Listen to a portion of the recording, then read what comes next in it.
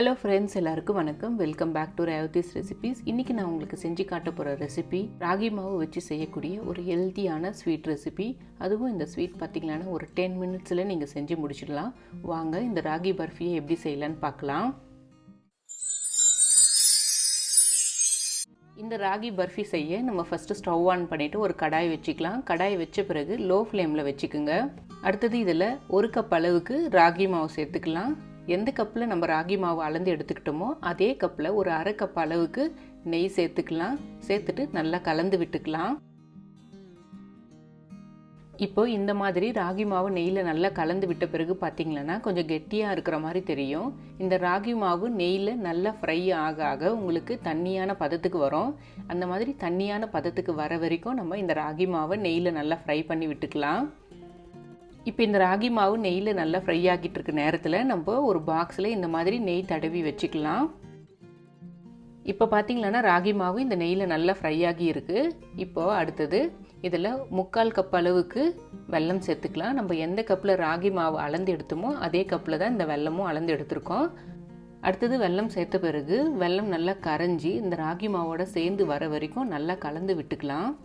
அடுத்தது இந்த ப்ராசஸ் எல்லாமே நம்ம லோ ஃப்ளேமில் வச்சு தான் செய்யணும். அதிகமான ஃப்ளேமில் வச்சு செஞ்சிங்களான்னா சீக்கிரமாக கருகிடும். ஏன்னா நம்ம தண்ணி சேர்க்காமல் வெறும் வெல்லம் ராகி அதுக்கடுத்து நெய்யில் செய்யறதுனால சீக்கிரமாக கருக சான்சஸ் இருக்குது. அதனால் குறைவான தீயில் வச்சு செய்யுங்க. அடுத்தது இதில் பார்த்திங்கன்னா கொஞ்சமாக ஏலக்காய் தூள் சேர்த்துக்கலாம். இப்போ இந்த ஏலக்காய் தூள் சேர்த்த பிறகு நல்லா ஒரு முறை கலந்து விட்டுக்கலாம். உங்களுக்கு பர்ஃபி கொஞ்சம் சாஃப்டாக வேணும்னா நீங்கள் ஏலக்காய் தூள் சேர்த்துட்டு கலந்து விட்டுட்ட பிறகு நீங்கள் ஸ்டவ் ஆஃப் பண்ணிக்கோங்க. இல்லை உங்களுக்கு பர்ஃபி நல்லா கிறிஸ்பியாக வேணும்னா இன்னும் கொஞ்சம் நேரத்துக்கு ஃப்ரை பண்ணிக்கிட்டால் இந்த மாவுலேருந்து நெய் ரிலீஸ் ஆக ஆரம்பிக்கும். அந்த மாதிரி நெய் ரிலீஸ் ஆக ஆரம்பிக்கிறப்போ நம்ம ஸ்டவ் ஆஃப் பண்ணிக்கணும். இப்போ பார்த்திங்களன்னா நெய் ரிலீஸ் ஆக ஆரம்பிச்சிருக்கு. நான் ஸ்டவ் ஆஃப் பண்ணிவிட்டு இந்த நெய் தடவி வச்ச பாக்ஸில் எடுத்து வச்சுட்டு இந்த மாதிரி நல்லா ஸ்ப்ரெட் பண்ணி விட்டுக்கிறேன். இந்த மாதிரி பாக்ஸில் நல்லா ஸ்ப்ரெட் ஆகிற மாதிரி ப்ரெஸ் பண்ணி விட்டுக்கலாம். அடுத்தது இதில் பார்த்திங்களன்னா பொடியாக கட் பண்ணி வச்சுருக்க முந்திரி பாதாமை இந்த மாதிரி மேலே சேர்த்துக்கலாம். சேர்த்துட்டு அதையும் ஒரு முறை நல்லா ப்ரெஸ் பண்ணி விட்டுக்கலாம். இப்போ இந்த மாதிரி நல்லா ப்ரெஸ் பண்ணி விட்ட பிறகு ஒரு நிமிஷத்துக்கு ஆற விடலாம். அடுத்தது 1 நிமிஷம் நல்லா ஆறின பிறகு இதை நம்ம பீசஸாக கட் பண்ணிக்கலாம்.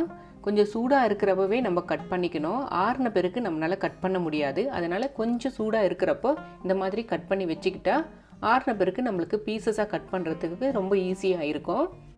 இப்போ இந்த மாதிரி பீசஸாக கட் பண்ண பிறகு இது கம்ப்ளீட்டாக ஆறி வர வரைக்கும் நம்ம வெயிட் பண்ணலாம். இப்போ பார்த்திங்களன்னா ராகி பர்ஃபி நல்லாவே கூல் ஆகிடுச்சு. நம்ம இதை இப்போ ஒரு பிளேட்டில் எடுத்து வச்சுக்கலாம். நம்ம இந்த பாக்ஸில் நல்லா நெய் அப்ளை பண்ணதுனால இந்த ராகி பர்ஃபி உங்களுக்கு ஒட்டாமல் நல்லா ஈஸியாக வந்துடும். இப்போ இந்த மாதிரி நம்ம பீசஸை கட் பண்ணிக்கிட்டால் நம்மளுடைய ராகி பர்ஃபி சூப்பராக ரெடி ஆகிடுச்சு. ராகி வச்சு ஒரே மாதிரி லட்டு செய்கிறதுக்கு பதிலாக இந்த பர்ஃபியும் நீங்கள் ட்ரை பண்ணி பாருங்கள். டேஸ்ட்டும் ரொம்ப ரொம்ப நல்லாயிருக்கும். டெக்ஸ்சரும் பார்த்திங்களன்னா ரொம்ப கிறிஸ்பியாக ரொம்ப நல்லாயிருக்கும். நீங்களும் இந்த ராகி பர்ஃபியை இதே மாதிரி ட்ரை பண்ணி பாருங்கள். உங்களுக்கு இந்த ரெசிபி பிடிச்சிருந்ததுன்னா மறக்காமல் என்னோடய சேனலுக்கு சப்ஸ்கிரைப் பண்ணிக்கோங்க. தேங்க்ஸ் ஃபார் வாட்சிங்.